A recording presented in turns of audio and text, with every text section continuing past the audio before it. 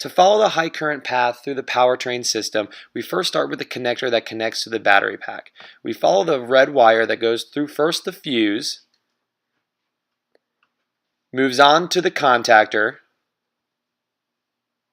goes through the contactor, onto the motor controller. From the motor controller, it continues on to the motor. This is the same as battery positive right now for the motor controller. The other side of the motor goes to motor minus, which connects to the motor controller. From there, you have B minus on the motor controller, which you can follow to the most negative part of your powertrain system and will connect to your battery pack. The coil circuit begins and ends at the motor controller. These pins are able to turn on and off the contactor in order to isolate the battery pack. You must follow this wire into your wiring harness. This may be a bit confusing and complex at first. Through your wiring harness, you will follow it to the actual contactor, and they will connect to your coil pins. Coming back into the wiring harness, you need to go through your E-Stop now. Find the wires that come out in the middle of the harness.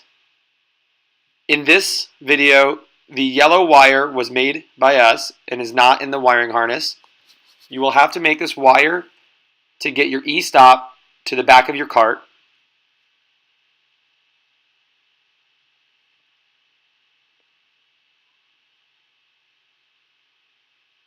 In this way, the E-Stop has the ability to break the coil circuit and open the contactor, which is similar to the motor controller turning off the contactor. Your battery pack is made up of 4 individual 12-volt lead-acid batteries. Following the voltage through the pack, you start with the most negative part here. Continue on through each terminal of each battery in the pack. The green wire carries the voltage from one side, the bottom half of the pack, across the cart, over onto your other side and top half of your battery pack.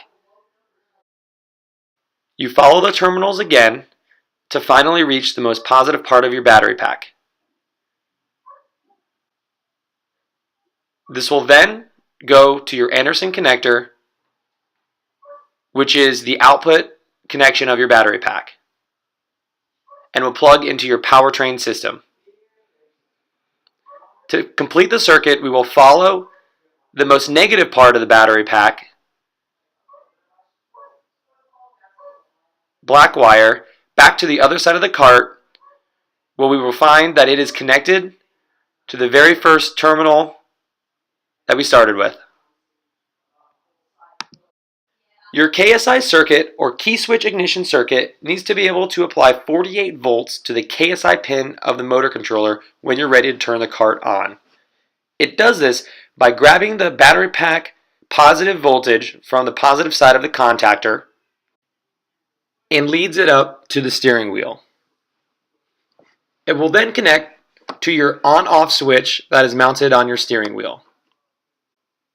Any crimp that is made to connect one of these terminals, it is very important that you make sure the connection is strong and secure.